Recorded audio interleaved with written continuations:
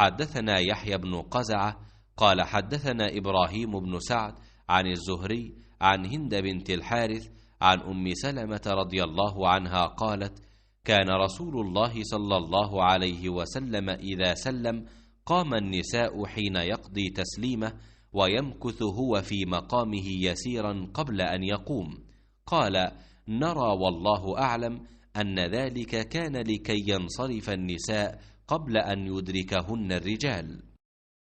इब्राहीम बिन साद ने बयान किया, उन्होंने ज़ाहरी से बयान किया, उनसे हिंद बिनत हारिस ने बयान किया, उनसे उम्मे सलमा रदी अल्लाह अन्हा ने, उन्होंने फरमाया कि रसूलुल्लाह सल्लल्लाहु अलैहि वसल्लम जब सलाम फेरते तो आपके सलाम फेरते ही औरतें जाने के लिए उठ जाती थीं और आ हुजूर सल्लल्लाहु अलैहि वसल्लम थोड़ी देर ठहरे रहते, खड़े न होते।